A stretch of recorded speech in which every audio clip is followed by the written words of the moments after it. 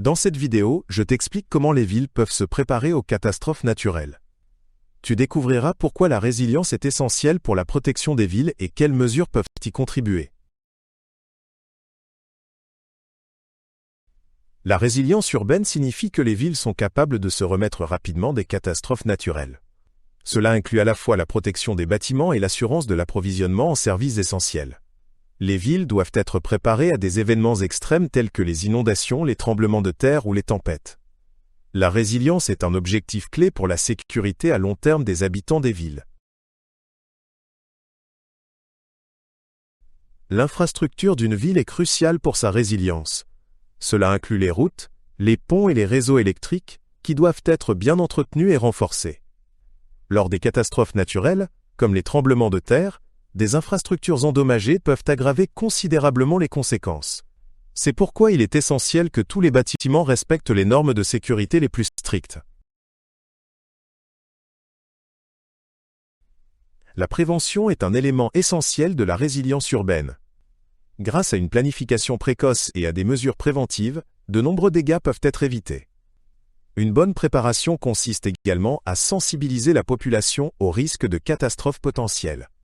Cela inclut la réalisation régulière d'exercices d'urgence et l'information du public. Les systèmes d'alerte précoce aident à détecter les catastrophes naturelles, telles que les tempêtes ou les tsunamis, de manière anticipée. Ils permettent aux populations de se mettre en sécurité à temps et de prendre les précautions nécessaires. Ces systèmes sont particulièrement importants dans les zones urbaines à forte densité de population. Ils contribuent largement à réduire le risque de pertes humaines et matérielles. Des structures sociales solides sont une composante importante de la résilience. Dans une communauté bien connectée, les gens peuvent s'entraider en cas d'urgence.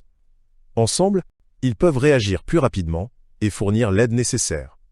Cela inclut les réseaux de voisinage et les organisations de bénévoles qui jouent un rôle essentiel en période de catastrophe.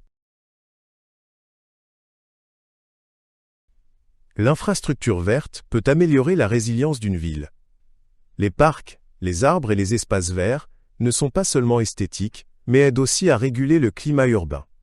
Ils offrent une protection contre les inondations en absorbant les eaux de pluie et réduisent le risque de vagues de chaleur. En outre, ils améliorent la qualité de vie des habitants de la ville.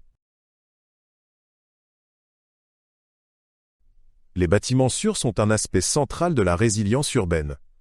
Ils doivent être conçus de manière à résister à des conditions météorologiques extrêmes et à des catastrophes naturelles. En particulier dans les zones sismiques, les maisons doivent être construites pour être résistantes aux tremblements de terre. Cela protège les habitants et réduit le risque de dommages graves. Une gestion efficace des urgences est essentielle en cas de catastrophe. Elle comprend la planification des évacuations et la mise à disposition d'abris d'urgence. Les villes doivent également veiller à ce que les habitants soient évacués rapidement et en toute sécurité des zones à risque. Une gestion des urgences bien organisée sauve des vies et minimise les dégâts. Après une catastrophe naturelle, la reconstruction est une étape cruciale. Les villes doivent agir rapidement pour réparer les bâtiments et infrastructures endommagés.